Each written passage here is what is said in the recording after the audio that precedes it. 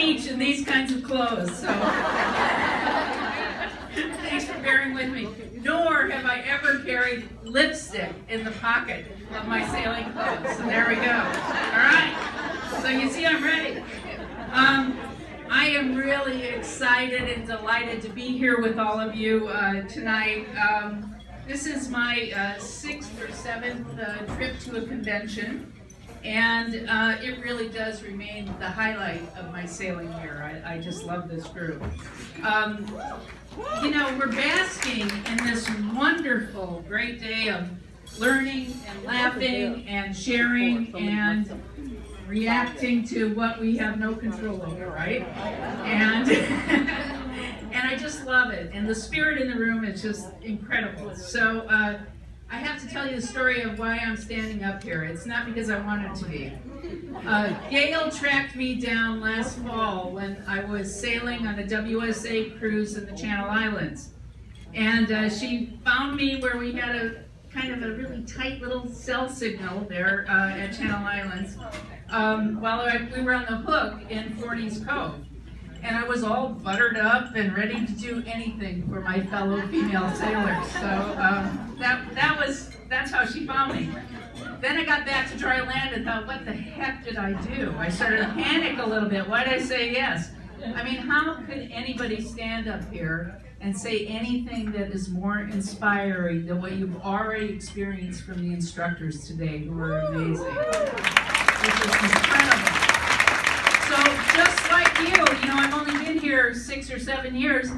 These women are my sheroes. Not my heroes, they're my sheroes, right?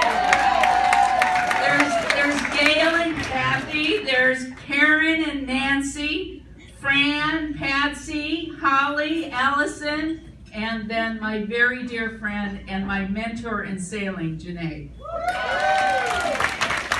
There's a lot more too. Diane, my co-teacher today, you rock. Way to go. And all the rest of you, really, you are so amazing. And I come here and I'm inspired every year, as you all are, so thank you for that. The individual and combined experience in this room is absolutely incredible. The number of nautical miles that have passed under each of your hulls, as they say. The issues that you've dealt with, the fun you've had, the new things you've seen, it's really incredible. So thank you to all you girls. You've inspired me to dream big and to jump in, and then today to walk in some very deep waters. So it's been a lot of fun. So, as Gail mentioned, in my professional life, I'm actually a professor at Claremont Graduate University, and I run now I'm the executive director of the Getty Leadership Institute. That's an executive education program for museum leaders. Doesn't have a damn thing to do with sailing, right? What I do is I teach the theory and the practice of leadership. So here's what one famous sailor said about what I do for a living. She who loves practice without theory is like the sailor who boards ship without a rudder and a compass and never knows where she may cast. Now, all right, I did change the pronouns to make sure this sailor was woke in today's time.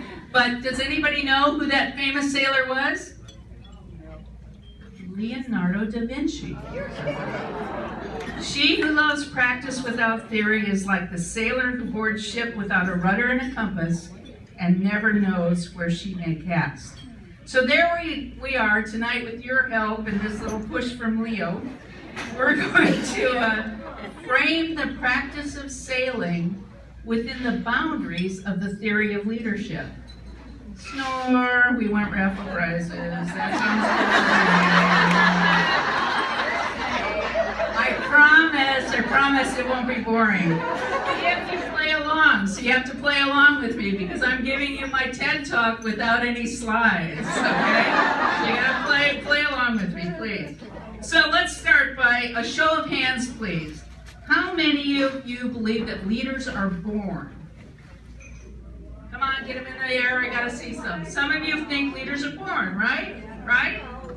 Okay, how many of you believe that leaders can be made? Woo! learning crowd. All right, so let's do something a little bit harder.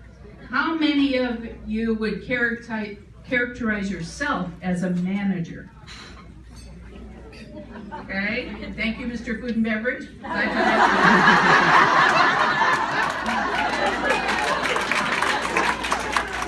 And how many of you would characterize yourselves as a leader? We're about half and half. Pretty good. Okay, Liza, when you're sailing, think about when you're sailing. And everybody else, how many of you feel like you're a leader when you're on board? Okay, everybody remember this. Take a mental picture, okay? And how many of you just feel that you're there to manage specific tasks on the boat? Well, what the hell are the rest of you doing? Oh, there goes my top. All right, Liza, what is your definition of a leader? Well,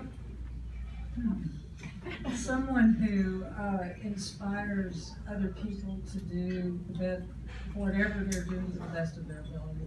Excellent answer. Thank you very much. That was great. Okay, I'm coming over here to Terry. Terry, what do you think a manager is? A manager is someone that directs people and has gets team spirit with all the people that are under him. Another great answer. Okay, fabulous, fabulous, fabulous. Okay, so here's my favorite distinction between management and leadership. Now I'm getting into teacher mode, so hang on to your hats here. This comes from Peter Drucker, who is the, let's call him the grandfather of business scholarship. Peter Drucker said, management is doing things right, but leadership is doing the right things. Management is doing things right, but leadership is doing the right things. Now that's a slight but very important distinction. So when we're sailing, think about this, girls. How does one learn to do the right things? Not just do things right, but do the right things. Now, yes, we're all trained to do things right on board, but real leadership requires us to do the right things at the right time. Before some of you get a little antsy about where this is going, especially the skippers in the room, I'm not trying to gin up a mutiny. I'm not trying to make people take the wheels out of your hands. I just want us all in this room to come to a common understanding of what leadership really can be, and then to really have a common understanding of who is a leader on a sailboat. Who can be a leader on a sailboat? Research shows us that in an organization that is very successful, you can determine why that organization is successful based on how many people in that enterprise actually identify themselves as a leader. So if we ask that successful organization a question, we say, are you all leaders? They all raise their hands and say, hey, yeah, we're all leaders. That's going to be a very successful organization. Could we be more productive, have fewer problems on board, enjoy ourselves more if everyone on board felt they were a leader? Good. Research further shows that in productive teams where team members say they feel fulfilled, they get into that state of, the angels are singing, they feel really good about themselves. In those kinds of organizations where team members feel that way, every member of the team always self-identifies as a leader. Okay, there's more research, more data. Data says that when it comes to their enterprise, their project, what they're doing, three things they always have this in common. There are three things. Number one, each individual in that team is self-aware. They understand their own strengths and weaknesses and their style of approaching any task. Number two, They are well versed in the capabilities of the rest of the team. You know, they're looking around, they know what people can do. They're with it. They instinctively know what's happening in this project, what the end goal is, and how they're going to get there. And they know how they can pitch in and do a job that they're not trained to do because the rest of their team is there to support them.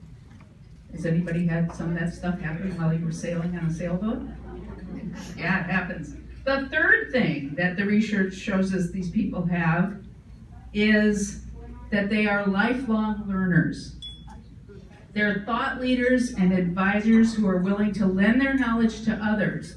Their primary reason for doing this is they want to develop future productive and happy team members. Our instructors in this room are doing that, right? So you get where I'm going, I think. You know that my hypothesis is that everyone on board can be a leader. And I believe that if you all reach down and embrace your leadership and exert it, you will be part of a very successful sailing crew, and it will grow your confidence and it will increase your enjoyment of sailing. More importantly, and I speak in my own experience, that glow of achievement and success that you have by reaching deep and becoming more of a leader will really flow over into other parts of your life. So, I've talked a lot about not sailing, I've talked about leadership. I believe really that leadership can be learned and that it can be nurtured through practice and accelerated through situations, through things that we have to face, through necessity.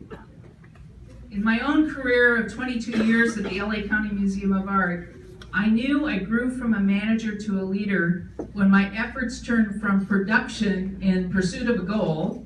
Let's get this done, let's have this event, let's hang up the show, let's get these things in a crate and send them away. Instead of focusing on that little goal, I started to lead change across the entire enterprise. That's how I became a leader in my work. In the toughest moments, my time was best spent assessing myself and the team, reframing problems and reassessing solutions, seeking new partners and learning from them, and all the while trying to reiterate where we're going and how great it's going to be, sort of vision that people could follow. It worked. And you know what? It kind of sounds like sailing. In my experience and on Harmony, every time my boat leaves the dock, we go through that same process. I assess myself, what kind of mood am I in today, what's going on with the boat, what's on the list, blah, blah, blah, blah, blah, blah. I assess my crew. Oh, crew member number one is limping today. I better watch out. What's going on? I better watch out for what the issue is with that crew member. New crew members on, I don't know what they do. I have to assess them. I also have to discover, and unfortunately, we all discover a lot of them, and solve problems all the time when I'm on a boat. I get input from others. Everybody's got an opinion on Harmony. And I watch us all grow together as we learn new things and we take on new responsibilities. So leadership and sailing are starting to get all messed up and all crossed over in my life, and I bet they will in yours too.